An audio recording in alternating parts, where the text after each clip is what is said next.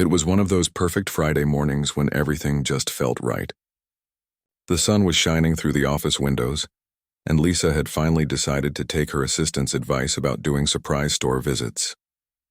As the regional director of operations for Megamart, one of the country's largest retail chains, she usually spent her days buried in spreadsheets and conference calls. But lately, customer complaints had been piling up from store 247, and she wanted to see what was really going on. Lisa threw on her favorite pair of jeans and a comfortable navy sweater. No fancy business suit today, no designer heels or corporate blazer, just regular clothes that made her look like any other shopper on a Friday afternoon.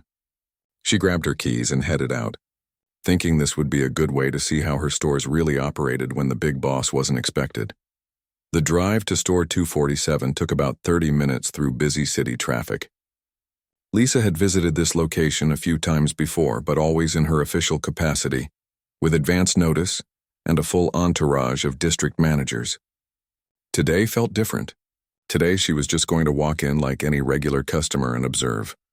The store was massive, one of their flagship locations with everything from groceries to electronics to home goods. As Lisa walked through the automatic doors, she was hit by that familiar smell of new merchandise mixed with floor cleaner. The store was busy for a Friday afternoon, with families doing their weekend shopping and people picking up last-minute items. She decided to start her observation in the electronics section. This department had received several customer complaints recently about rude staff and poor service. Lisa wanted to see firsthand what customers were experiencing. The electronics area was buzzing with activity. Customers were checking out the latest phones, comparing laptop prices and asking questions about warranties. Lisa pretended to browse through the tablet display while keeping her eyes and ears open for any staff interactions. That's when she first noticed Karen. Karen was a woman in her late 40s with short, perfectly styled hair and a name tag that read supervisor. She wore the store uniform with an air of authority that was immediately obvious. Even from across the department, Lisa could tell this woman thought she was in charge of everything and everyone around her. Karen was standing near the phone accessories, talking loudly to a young employee who couldn't have been more than 19 years old. The kid looked nervous, constantly nodding and trying to explain something while Karen kept interrupting him. "I don't want to hear excuses." "Tyler!" Karen's voice carried across the entire electronics section. "These phone cases should have been organized by brand, not by color. How many times do I have to tell you people the same thing?" Lisa watched as Tyler tried to respond. "But Karen, the morning shift supervisor told us to organize them by color because customers were asking." "I don't care what the morning shift said," Karen cut him off sharply. "I'm here now and I'm telling you how it should be done. The morning shift doesn't know what they're talking about." Other customers were starting to stare. Lisa noticed a mother with 2 young children quickly walking away from the area, clearly uncomfortable with Karen's aggressive tone. This was exactly the kind of thing that drove customers away and hurt the store's reputation. Tyler looked like he wanted to disappear into the floor.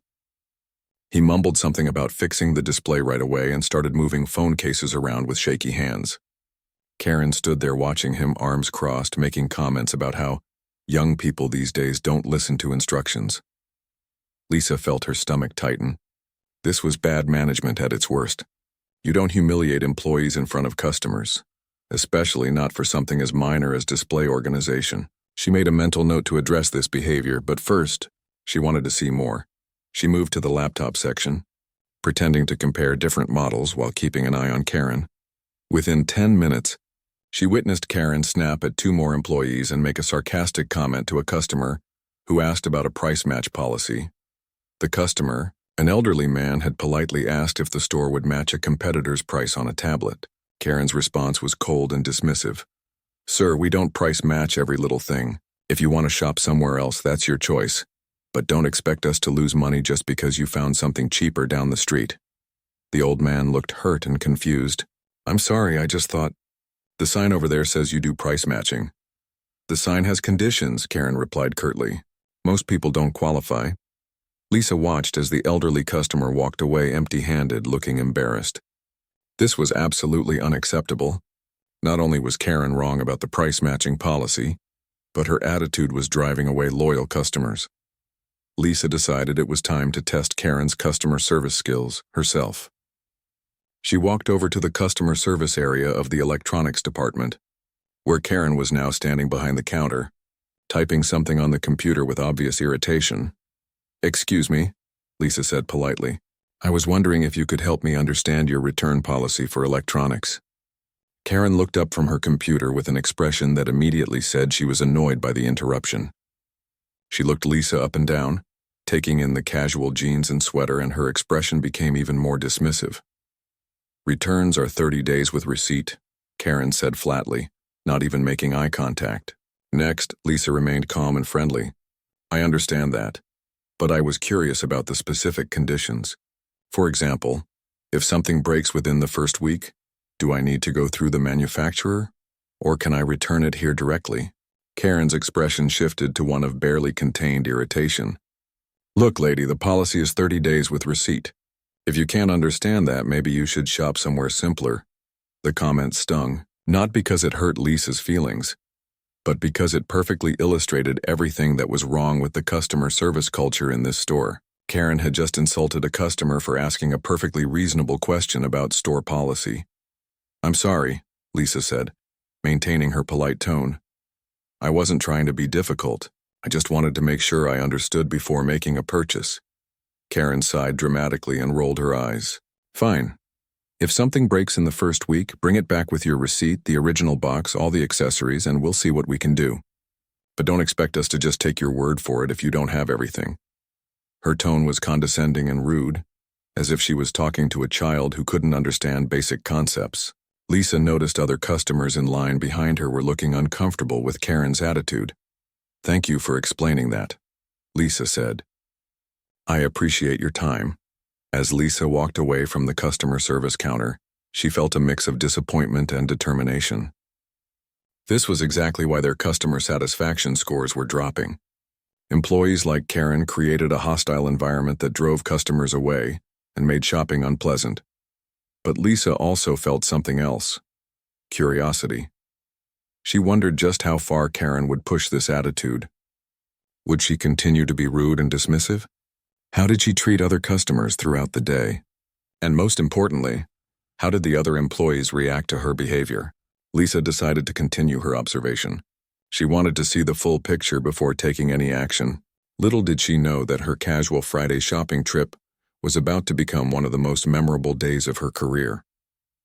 Lisa spent the next 20 minutes wandering through different sections of the store, but her attention kept drifting back to the electronics department. She couldn't shake off Karen's rude behavior, and something told her this wasn't an isolated incident. From her position near the home goods section, she had a clear view of the electronics area and could see Karen moving around like she owned the place. Every few minutes, Karen would stop an employee to criticize something. Lisa watched as she made a young woman rearrange an entire display of phone chargers, not once but twice, because it wasn't perfect according to her standards. The poor girl looked exhausted and frustrated, constantly checking the clock on the wall as if counting down the minutes until her shift ended. What bothered Lisa most was how the other employees reacted when they saw Karen coming. They would quickly busy themselves with tasks, avoiding eye contact and trying to look productive. This was the behavior of people who were afraid of their supervisor, not respected by them. In all her years of management training and experience, Lisa knew that fear-based leadership created toxic work environments and ultimately hurt business performance. Around 3 o'clock, Lisa decided to make another approach to the electronics section. She had seen enough of Karen's management style, but she wanted to understand how deep this problem went. Was Karen just having a bad day, or was this her normal behavior?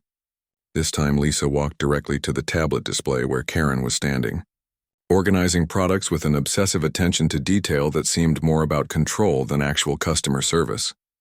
"Excuse me?" Lisa said politely. "I'm trying to decide between these 2 tablets for my daughter. Could you help me compare the features?"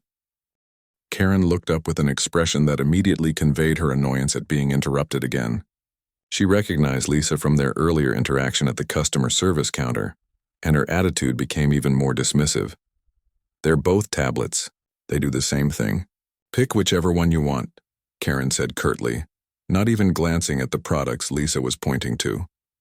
Lisa persisted, maintaining her friendly customer demeanor.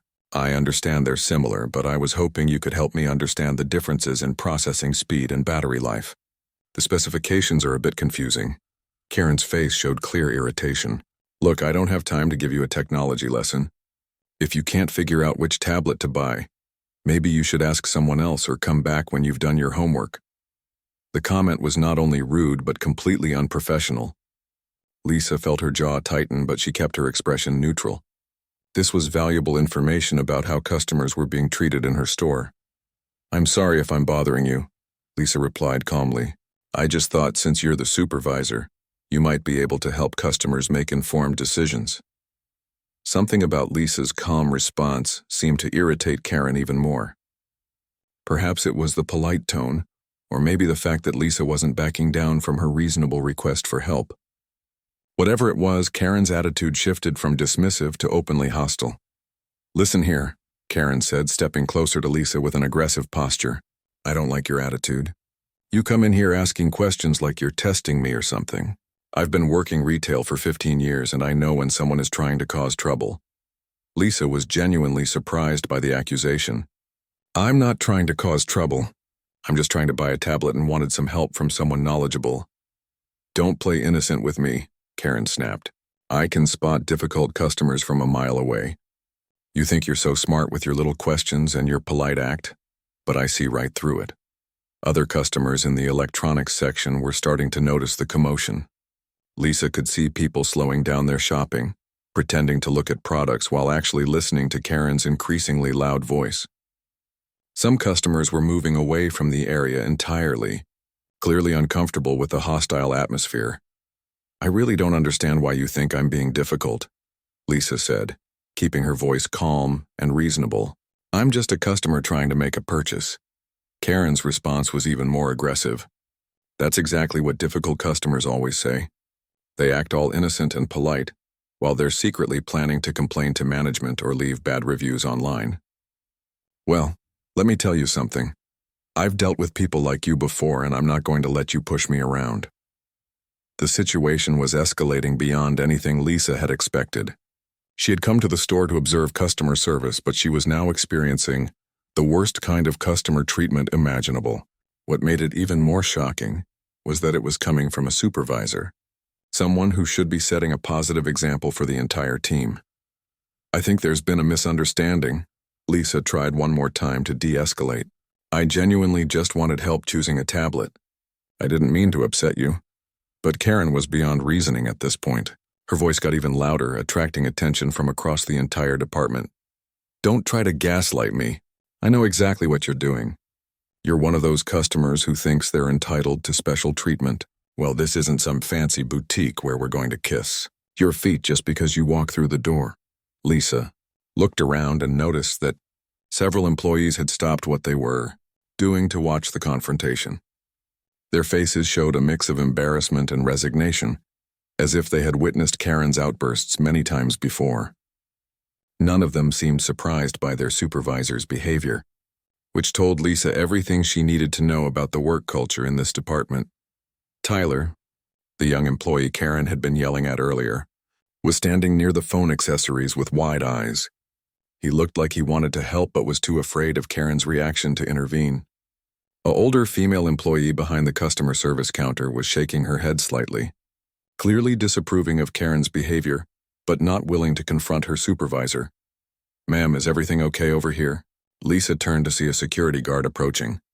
He was a middle-aged man with a concerned expression, clearly responding to the noise and commotion Karen was creating.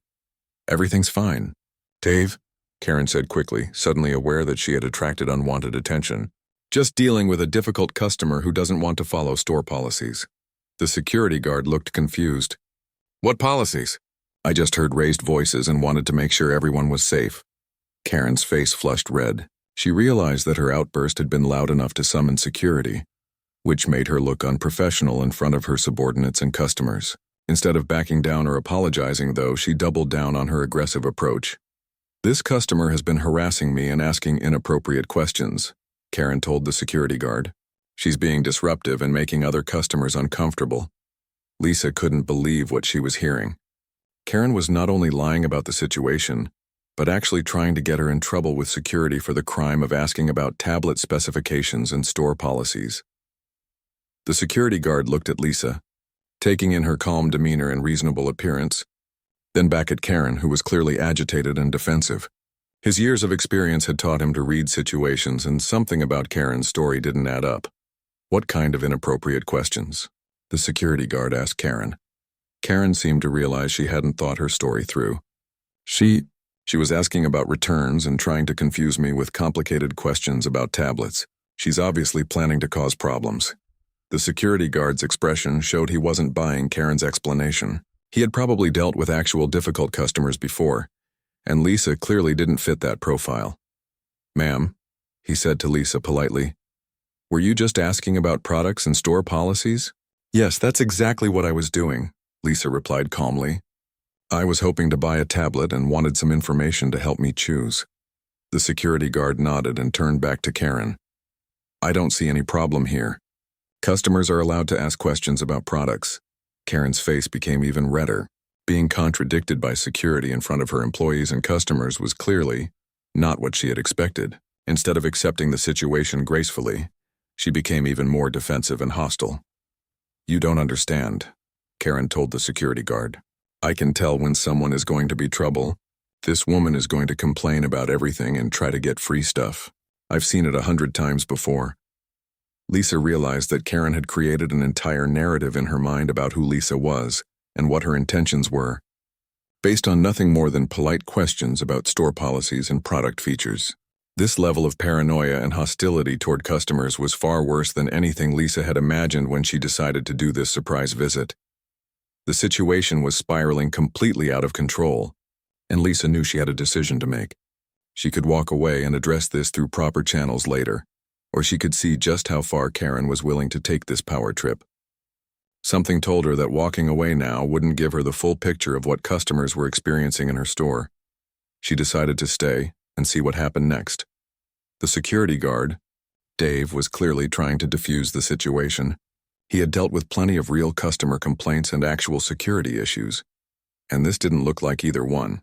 Lisa could see in his eyes that he was puzzled by Karen's aggressive reaction to what seemed like a normal customer interaction. "Look, Karen," Dave said diplomatically, "I think maybe we should all just take a step back here. This lady seems perfectly reasonable, and I don't see any store policy violations." But Karen was too far gone to accept any reasonable solution.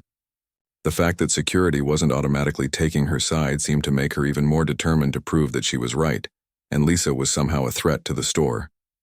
"No. Dave, you don't understand," Karen insisted, her voice getting higher and more agitated. "I've been doing this job for a long time, and I know trouble when I see it. This woman is suspicious, and I want to see some identification." Lisa blinked in surprise. "I'm sorry, what?" "You heard me," Karen said, crossing her arms and taking on an even more authoritative stance. "I want to see your ID. Store policy requires identification from anyone who looks suspicious or refuses to follow our rules." Dave, the security guard, looked just as confused as Lisa felt. "Karen, what store policy are you talking about?" "We don't ask customers for ID unless they're returning something without a receipt or buying age-restricted items." Karen's face was getting redder by the minute, but instead of backing down, she seemed to be inventing new justifications on the spot. "Well, as a supervisor, I have the authority to ask for ID from anyone who's being disruptive or causing problems. This woman has been harassing me and asking strange questions, and I have every right to verify who she is." Lisa looked around and noticed that a small crowd was starting to gather. Other customers had stopped their shopping to watch the drama unfold, and several employees were pretending to organize nearby displays while obviously listening to every word. The whole situation had become a public spectacle in the middle of the store's busiest department. "I haven't been harassing anyone," Lisa said calmly, though she could feel her patience starting to wear thin. "I asked about tablet features and return policies. Those are normal customer questions." "Normal customers don't ask so many detailed questions," Karen shot back. "Normal customers don't try to confuse staff with complicated policy questions. You're obviously planning something, and I'm not going to let you scam this store or my employees." The accusation was so ridiculous that Lisa almost laughed. She was being accused of running some kind of scam operation because she had asked about battery life and return policies. But what wasn't funny was the way Karen was treating a customer in front of dozens of witnesses, including her own subordinates. "Ma'am," Dave the security guard said to Lisa, "you don't have to show ID if you don't want to. You're not required to provide identification for shopping in the store." Karen whipped around to face Dave with fury in her eyes. "Don't tell me how to do my job. I'm a supervisor in this department and I have the authority to ensure customer safety and prevent theft and fraud. If she won't show ID, then she's obviously hiding something." The logic was so backwards that several people in the growing crowd of onlookers exchanged glances and raised eyebrows. Lisa could see customers whispering to each other, clearly shocked by what they were witnessing. "I'm not hiding anything," Lisa replied evenly. "I'm just not going to provide unnecessary identification for the crime of asking about store policies." This seemed to be exactly the response Karen was hoping for, because she immediately pounced on it as proof of her suspicions. "See?" Karen announced loudly to everyone within hearing distance. "She refuses to show ID. That proves she's up to something." Innocent customers don't refuse simple requests from store supervisors. Lisa realized that Karen had created a no-win situation. If she showed ID, Karen would probably find some other reason to continue the confrontation. If she refused, Karen would use that as evidence that she was suspicious. It was a perfect example of the kind of power trip that destroyed customer relationships and created hostile shopping environments. "This is getting ridiculous," said a voice from the crowd. Lisa turned to see an older woman with a shopping cart full of groceries shaking her head in disgust. The lady was just asking questions. "I heard the whole thing." She was perfectly polite. "Mind your own business," Karen snapped at the customer who had spoken up. "This doesn't concern you." The older woman looked taken aback by Karen's hostile response. "I'm a customer in this store too, and I don't appreciate being spoken to that way." Now Karen had managed to alienate 2 customers with her aggressive attitude. Lisa watched in amazement as Karen seemed completely oblivious to how her behavior was affecting everyone around her. "If people would mind their own business and let me do my job, we wouldn't have these problems," Karen announced to the gathering crowd. "I'm trying to protect this store and its customers from potential troublemakers, and instead of being grateful, everyone wants to argue with me." A younger man near the laptop display spoke up. "Lady, she was just asking about tablets. I was standing right there. She wasn't doing anything wrong." Karen turned toward him with the same aggressive energy she had been directing at Lisa. "And I suppose you're an expert on store security and customer behavior? I've been working here for years, and I know how to spot problems before they happen." Lisa was witnessing something she had never seen before in all her years in retail management. A supervisor was actively creating conflict with multiple customers, alienating people who had come to shop, and turning a simple customer service interaction into a public confrontation that was driving business away. More people were joining the crowd now, drawn by Karen's increasingly loud voice and dramatic gestures. Some were recording with their phones, which made Lisa realize that this incident was probably going to end up on social media, potentially damaging the store's reputation even further. "I'm calling the police," Karen announced suddenly, pulling out her cell phone with a flourish. "If she won't provide ID and people won't stop interfering with store security, then we need law enforcement to handle this situation." Dave, the security guard, looked genuinely alarmed now. "Karen, you can't call the police on customers for asking about store policies. They're going to think we're crazy." "I can call the police whenever I determine there's a security threat," Karen insisted. "And a customer who refuses to provide ID and asks suspicious questions definitely qualifies as a security threat." Lisa watched in fascination as Karen actually started dialing. This had gone far beyond a simple customer service failure. Karen was now involving law enforcement in what was essentially a dispute over whether customers were allowed to ask questions about products and policies. "This is insane," muttered someone in the crowd. "I'm never shopping here again if this is how they treat customers." "Same here," said another voice. "I've been coming to this store for 5 years and I've never seen anything like this." Karen seemed to be the only person in the entire electronics department who thought her behavior was appropriate. Her own employees looked embarrassed and uncomfortable. The security guard was trying to distance himself from her decisions. The customers were either angry or amazed by what they were witnessing. And Lisa was getting a front row seat to the worst customer service disaster she had ever seen. As Karen held the phone to her ear, apparently waiting for someone to answer her call to the police, Lisa made a decision. She had seen enough to understand exactly what was wrong with this store's customer service culture, and she had plenty of evidence to support the disciplinary action that would need to be taken. But she was also curious to see how this would end. Would the police actually respond to a call about a customer asking tablet questions? How would Karen explain the situation to law enforcement? And how would Karen react when she eventually discovered who Lisa really was? Lisa decided to wait a little longer. She wanted to see the complete picture of how Karen handled authority, conflict, and customer relations. This was turning into the most educational store visit she had ever made. Though not in the way she had originally planned, the crowd continued to grow, and more people were pulling out phones to record the spectacle. Karen was about to make this store famous for all the wrong reasons, and she seemed completely unaware of the damage she was causing to the business she claimed to be protecting. The phone call Karen was making seemed to be taking forever. She was pacing back and forth near the tablet display, speaking in hushed but urgent tones to whoever had answered her call to the police. Meanwhile, the crowd of customers and employees continued to grow, with people filming the entire spectacle on their phones. Lisa used this pause in the action to observe the other employees' reactions more closely. Tyler, the young man Karen had been yelling at earlier, looked like he wanted to disappear completely. He kept glancing nervously between Karen and the crowd, obviously mortified that his workplace had become the scene of such a public confrontation. The older woman behind the customer service counter was shaking her head and whispering to another employee. Lisa could see the frustration and embarrassment in their faces. These were people who had to work with Karen every day, and they were clearly used to her dramatic outbursts and power trips. After what felt like an eternity, Karen ended her phone call and turned back to address the crowd with a triumphant expression. "Well, the police are on their way," she announced loudly. "They take security threats very seriously, and they'll sort out this whole situation once and for all." Dave, the security guard, looked genuinely worried now. "Karen, what exactly did you tell them? Because they're going to want to know what law was broken or what threat exists, and I don't see either one here." Karen waved him off dismissively. "I told them we had a suspicious individual refusing to cooperate with store security and causing a disturbance. That's enough for them to respond and investigate." Lisa realized that this had gone far enough. She had seen everything she needed to see about Karen's management style, customer service approach, and decision-making abilities.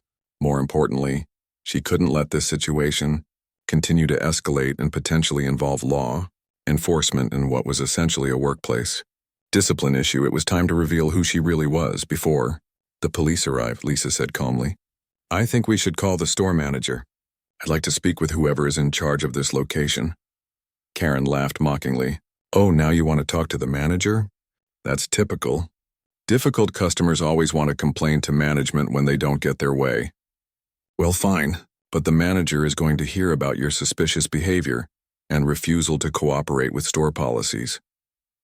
"That's actually exactly what I want," Lisa replied with a small smile. "I would very much like the store manager to hear about everything that's happened here today." Something about Lisa's tone and confidence seemed to make Karen slightly less certain, but she was too committed to her aggressive approach to back down now. "Tyler," Karen barked at the young employee, "go get Mr. Johnson from his office. Tell him we have a situation here that requires his immediate attention." Tyler looked relieved to have an excuse to leave the electronics department. He practically ran toward the back of the store, probably happy to escape the tension and drama that Karen had created. While they waited for the manager to arrive, Karen continued to address the crowd of onlookers, apparently convinced that she was handling a serious security situation with professional expertise. "This is why stores need experienced supervisors," she told anyone who would listen. "People think they can just walk into retail establishments and cause problems.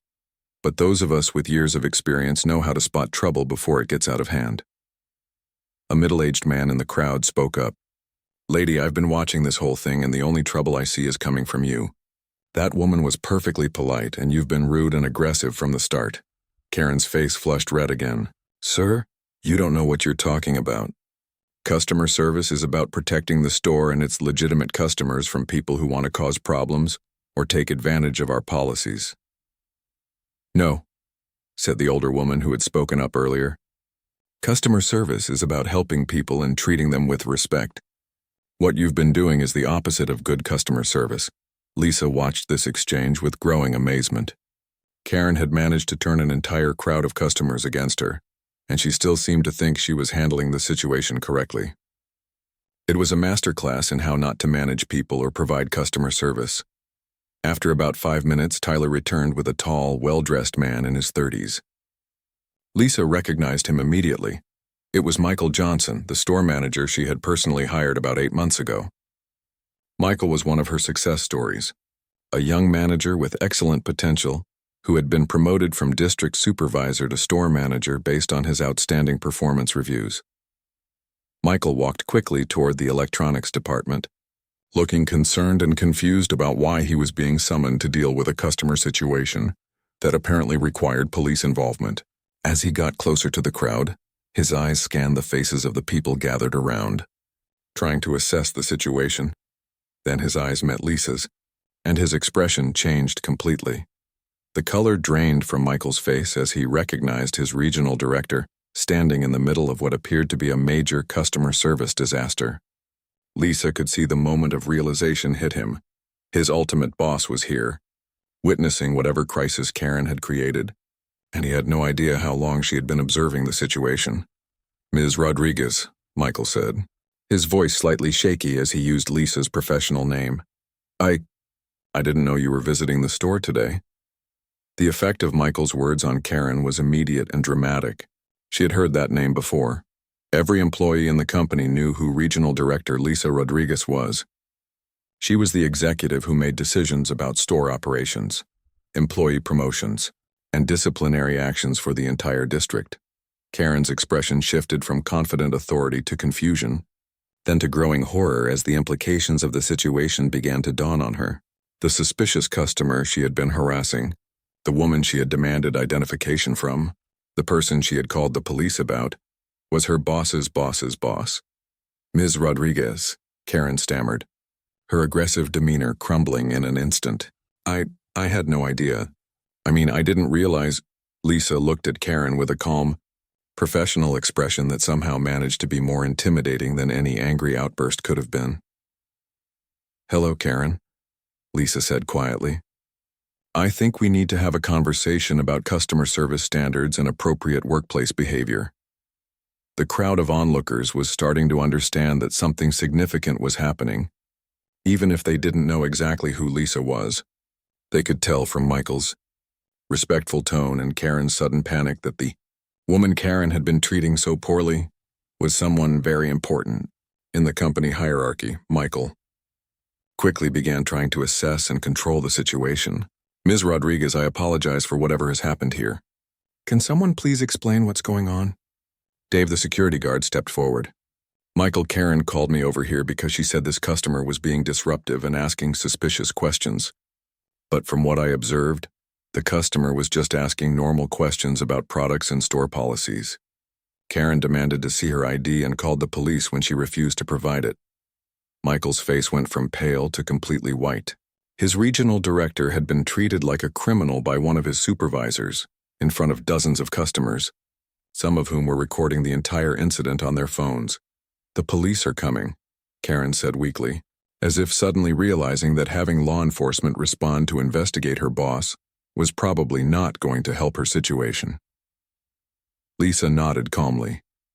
"Yes, I heard you called them. I'm very interested to see how you plan to explain this situation to the officers when they arrive." The electronics department had never been quieter, despite being filled with more people than usual. Everyone was waiting to see what would happen next, sensing that they were witnessing something that would be talked about for years to come. Karen looked like she was going to be sick, and Michael appeared to be mentally calculating how much damage control would be needed to salvage the situation. Meanwhile, Lisa remained perfectly composed, already planning the conversations that would need to happen and the changes that would need to be implemented to prevent this kind of customer service disaster from ever happening again. The silence in the electronics department was broken by the sound of sirens in the parking lot. Karen had actually succeeded in getting police to respond to her call about a suspicious customer, and now 2 officers were walking through the store's front entrance, looking around for whatever emergency had required their attention. Lisa watched as Michael's face went through several more color changes. Having police respond to investigate his regional director was definitely not the kind of situation covered in store management training. "I'll handle this," Michael said quickly, starting to walk toward the approaching officers. "Actually," Lisa said calmly, "I think Karen should explain the situation to the police herself. After all, she made the call and filed the complaint. She should take responsibility for her decisions." Karen looked like she might faint. The officers were getting closer, and she was going to have to explain why she had called law enforcement to investigate a woman, asking about tablet features and return policies. Woman who turned out to be a high-ranking corporate executive. The two police officers, both experienced professionals, approached the crowd in the electronics department with the slightly weary expressions of people who had responded to countless retail disputes over the years. "We got a call about a suspicious individual and possible security threat," the first officer said, looking around at the crowd of customers with shopping carts and electronics in their hands. "Can someone explain what's going on here?" Karen stepped forward reluctantly. Her earlier confidence completely evaporated. "Officers, There was a misunderstanding. There was a customer who was asking questions, and I thought, "What kind of questions?" the second officer asked patiently. "She wanted to know about tablet specifications and return policies," Karen admitted, her voice barely above a whisper. The officers exchanged glances. They had probably expected to hear about shoplifting, threats, or at least some kind of actual disturbance. Instead, they were dealing with a supervisor who had called police because a customer asked about store policies. "And what made you think that was suspicious?" the first officer inquired. Karen struggled to find an answer that didn't make her sound completely unreasonable. She asked a lot of detailed questions, and she refused to show me her ID when I requested it." "Ma'am," the second officer said gently, "customers aren't required to show ID for asking questions about products." "Was she shoplifting or threatening anyone?" "No," Karen admitted. "Was she damaging property or disturbing other customers?" "Not exactly," Karen said, though Lisa noticed she didn't acknowledge that her own behavior had been disturbing customers. The first officer looked at Lisa. "Are you the customer in question?" "I am," Lisa replied. "I was asking about tablet features and return policies when this situation developed." "And did you threaten anyone or break any laws?" "No, I did not." The officer nodded and turned back to Karen. "Ma'am, I have to tell you, this doesn't sound like a police matter. Customers are allowed to ask questions about products and policies, and they're not required to provide ID unless they're making certain types of purchases or returns." Karen's face was now completely red with embarrassment. "I understand that now, officers. I think I may have overreacted to the situation." Michael stepped forward. "Officers, I apologize for wasting your time. This was clearly a customer service issue that got blown out of proportion. We'll handle it internally from here." The police officers seemed relieved to be able to leave without having to arrest anyone for the crime of asking about electronics. They gave Karen a look that suggested she should think more carefully before calling law enforcement in the future, then headed back toward the exit. As soon as the officers were out of earshot, the crowd of onlookers began to disperse, though many of them were still recording and whispering about what they had witnessed. Lisa knew that videos of this incident would probably be online within hours, and the story would spread through social media quickly. "Tyler, could you please clear the area and help any customers who need assistance with their shopping?" Michael asked. The young employee looked grateful to have something constructive to do, and quickly began approaching customers to offer help. "Karen," Lisa said once the immediate crowd had thinned out, "I think we need to discuss what happened here today." Karen nodded miserably. "Ms. Rodriguez, I want to apologize. I had no idea who you were, and I completely mishandled the situation." "The problem isn't that you didn't know who I was," Lisa replied. "The problem is how you treated a customer, any customer. If this behavior is acceptable when you think someone is just a regular shopper, then we have a much bigger issue than a simple misunderstanding." Michael was taking notes on his phone, probably documenting everything for the incident reports he would need to file. Lisa could see him calculating the potential damage to the store's reputation and customer relationships. "Karen," Lisa continued, "in the 30 minutes I've been observing this department, I've watched you yell at employees in front of customers, provide rude and dismissive customer service, make false accusations, demand unnecessary identification, and call police on someone for asking about store policies. This isn't a single mistake. It's a pattern of behavior that's driving customers away and creating a hostile work environment. Other employees in the electronics department were trying to look busy, but Lisa could tell they were listening to every word. This conversation would probably be repeated throughout the store within hours. "I think I was having a bad day," Karen offered weakly. "Bad days don't excuse abusive behavior toward customers and employees," Lisa replied firmly. "And based on what I observed, your staff seems very familiar with this type of behavior from you, which suggests it's not limited to today." Karen had no response to that, because they all knew it was true. Michael cleared his throat. "Ms. Rodriguez, what would you like me to do about this situation?" Lisa looked around the electronics department, taking in the employees who were watching nervously, and the few remaining customers who were still whispering about what they had witnessed. "First, we're going to use this as a company-wide training example about appropriate customer service and workplace behavior. Second, we're going to review all of our customer service policies to make sure every employee understands what's expected of them. Third, we're going to implement regular mystery shopping programs to identify problems." Before they escalate this far, Karen was looking more and more uncomfortable as Lisa outlined the consequences of her actions. As for Karen specifically, Lisa continued, "We'll be conducting a full review of her performance, interviewing her subordinates and customers, and determining whether she's suitable for a supervisory position." The implications were clear to everyone listening. Karen's job was in serious jeopardy, and rightfully so. Over the following week, Lisa conducted extensive interviews with employees throughout the store.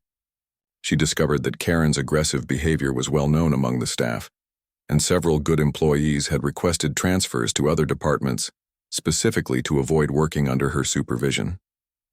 Customer complaints about the electronics department had been steadily increasing for months, though many customers simply chose to shop elsewhere rather than file formal complaints. The decision to terminate Karen's employment was ultimately an easy one. The pattern of behavior was too extensive and damaging to overlook. But more importantly, the incident became a catalyst for positive changes throughout the entire retail chain. Lisa implemented new customer service training programs, established regular feedback systems for employees to report management issues, and created mystery shopping programs to identify problems before they damaged customer relationships. The story of Karen's confrontation with her boss's boss's boss became legendary within the company, serving as a powerful reminder that every customer deserves respect and professional service. The electronics department at Store 247 underwent a complete culture transformation. With new supervision and proper training, employee morale improved dramatically, and customer satisfaction scores reached all-time highs. Several employees who had been considering quitting decided to stay, and the department became one of the most successful in the district. As for the customers who witnessed the incident, many of them became loyal supporters of the store after seeing how seriously the company took customer service issues. The viral videos that circulated online actually ended up being positive publicity, showing that Megamart was willing to address problems and make real changes when customers were treated poorly. Lisa's casual Friday store visit had accomplished far more than she had originally intended. She had identified and eliminated a serious customer service problem, improved the work environment for dozens of employees, and created lasting changes that would benefit customers for years to come. The lesson was clear to everyone in the company. Treat every customer with respect and professionalism, because you never know who you're really talking to. More importantly, treat every customer well because it's the right thing to do, regardless of who they might be. Karen learned this lesson the hard way, but her experience served as a valuable reminder to thousands of other employees about the importance of humility, respect, and professional behavior in customer service. Sometimes the most powerful lessons come from the most unexpected encounters, and Lisa's confrontation with Karen became one of the most effective training stories in the company's history.